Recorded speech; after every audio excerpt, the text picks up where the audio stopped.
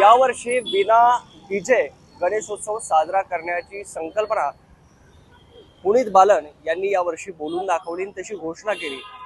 जे मंडळ विना डीजे म्हणजेच पारंपरिक वाद्याचा वापर करतील आणि गणेशोत्सव साजरा करतील अशा मंडळांना आपण प्रोत्साहन देऊ आणि त्यांना आर्थिक सहाय्य देखील त्यांच्या मार्फत करणार आहे।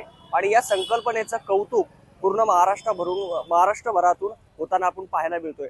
आणि पुनीत बालन यांच्या संकल्पनेची जी कल्पना आहे त्याची एक शाबासकी म्हणून किंवा त्याचं कौतुक म्हणून पुण्यामध्ये बॅनर लागलेले आहेत आणि त्या बॅनरवर मजकूर लिहिलेला आपल्याला काही दिसतोय।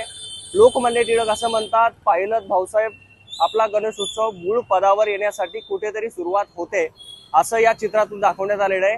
तर दुसऱ्या चित्रामध्ये खुद्द भाऊसाहेब रंगारी असं बोलतात, वाह उत्तम, या देणग्यामधून लोकहिताची व प्रबोधनाची कामे करता येईल, शाबास पुनीता, असं पुनीत बालन यांच्या नावावरून ते पुनीत असं बोलण्याचं हे बॅनर लागलेलं आपल्याला नारायणपेठेत दिसतंय। आणि हे बॅनर लावलेलं आहे विजय मारुती मंडळ ट्रस्ट नारायणपेठ यांच्याकडून हे लावण्यात आलेले आहे। आणि या बॅनरचा उद्देश हाच आहे की बिना डीजे लावत हा गणेशोत्सव पारंपरिक पद्धतीने साजरा व्हावा, जेणेकरून जे या गणेशोत्सवाचा मूळ उद्देश आहे तो साध्य होईल। आणि ते केलंय विजय मारुती मंडळ ट्रस्टचे उत्सव प्रमुख माझ्यासोबत आहेत, संकेत पवार यांनी हा बॅनर लावलेला आहे।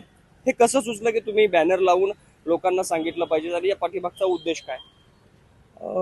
नमस्कार, माझं नाव संकेत पवार, मी नारायणपेठ विजय मारुती मंडळ ट्रस्टचा उत्सव प्रमुख आणि एक कार्यकर्ता। बेसिकली ही गोष्ट करण्यामागचं कारण असं होतं की जसं पुनीत दादांनी सांगितलं की डीजे मुक्त गणेश मंडळाची विसर्जन मिरवणूक व्हायला पाहिजे, हे आम्हाला सुचलं। याच्या मागचं कारण असं आहे की आज आपण बघतो की बरेचसे लोक या उत्सवामध्ये सहभागी होतात, पण आज एक त्याचं जे स्वरूप तयार झालेलं आहे हे खूप वेगळ्या पद्धतीचं स्वरूप आज लोकांसमोर दिसतंय। पण आपला गणपती आज जसं जागतिक स्तरावरती जायला पाहिजे आणि आज आपण पारंपरिक पद्धतीने किती प्रमाणात आणि मोठ्या प्रमाणात आपण आपला उत्सव हा जागतिक पातळीवरती घेऊन जाऊ शकतो, त्याच्यासाठीचं हे आज एक पहिलं पाऊल आहे। आणि त्याच्यामध्ये आपला सुद्धा एक खारीचा वाटा असावा। आज हा असा आमच्या मंडळाचा आणि आमच्या मंडळाच्या प्रत्येक कार्यकर्त्याचा असा एक त्याच्यामध्ये हेतू होता, म्हणून आज आम्ही हे पाऊल उचलले। आज आमच्या मंडळाबद्दल सुद्धा सांगायचं जर का म्हटलं तर 1945 आमच्या मंडळाची स्थापना आहे। मागच्या या वर्षामध्ये सांगायला अतिशय आनंद होतोय की सांगायला अतिशय आनंद होतोय की हिंदुस्थानातला सगळ्यात पहिला जिवंत देखावा सादर करण्याचा प्रेक्षकांसमोर, गणेश भक्तांसमोर आज आम्हाला त्याचं भाग्य लाभलंय। या अख्ख्या महाराष्ट्रात, भारतात आज आम्ही पहिल्यांदा हा देखावा 1996 साली आम्ही जो देखावा सादर केलेला होता तो होता शिवछत्रपतींचा जो राज्याभिषेक झाला, हा आम्ही तो जिवंत देखाव्याच्या स्वरूपात दाखवला। आज तीच परंपरा आज आपण सगळ्या लोकांसमोर घेऊन जायचा हा एक उद्देश होता। आणि अतिशय चांगल्या प्रमाणे पुनीत दादांनी त्याच्यामध्ये सांगितलं होतं की डीजे विना हा आपण उत्सव कसा करू शकतो, त्याच्यासाठी म्हणून आज आम्ही हे एक पाऊल आणि त्यांच्या समर्थनार्थ आज आम्ही हे एक पाऊल पुढे टाकतोय। पुनीत बालन यांच्या या संकल्पनेबद्दल काय वाटतं लोकांना? आणि तुम्हाला अनेक लोक भेटत असतात, काय बोलतात यांच्या संकल्पनेबद्दल? प्रत्येकाला प्रत्येकाचं मत मांडायचं अधिकार आहे, पण आज शेवटी आज आपण जर का म्हटलं आज एक आपल्या गणपती बाप्पाला जागतिक स्तरावरती न्यायचंय किंवा आज आपण जर का म्हटलं तर या उत्सवामध्ये जास्तीत जास्त लोकांनी, हिंदू लोकांनी एकत्र येऊन जर का आज आपला उत्सव साजरा केला तर या उत्सवाला खूप मोठ्या प्रमाणे व्यापक स्वरूप वाटेल।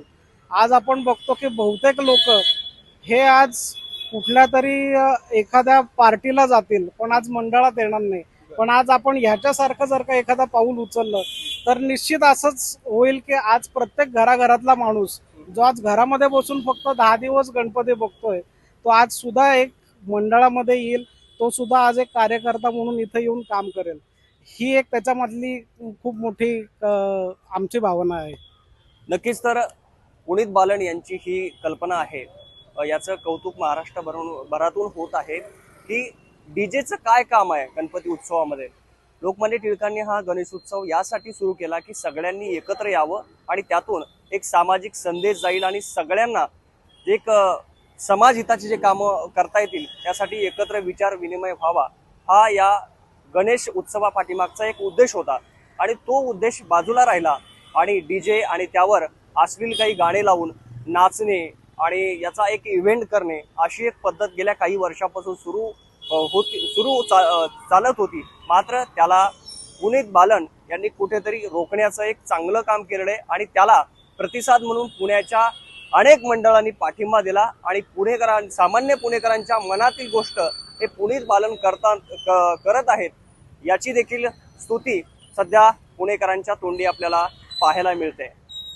विष्णू सानप, लेट्सअप मराठी, पुणे.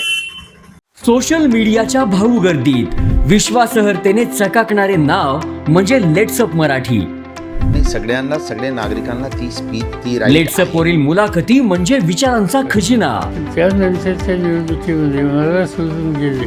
बातम्या केवळ वस्तुस्थिती सांगणाऱ्या, न प्रोपगंडा, फक्त जनतेचा अजेंडा. क्योंकि आने वाला कल जाने वाला है, जाने वाला कल आने वाला है. राजकारण, मनोरंजन असो की क्रीडा क्षेत्र, महाराष्ट्राची स्पंदने संवेदनशीलतेने टिपणारे माध्यम म्हणजे लेट्सअप मराठी. जगासोबत एक पाऊल पुढे राहण्यासाठी लेट्सअपचे ॲप, सोशल मीडिया आणि वेबसाईट सोबत कनेक्टेड रहा.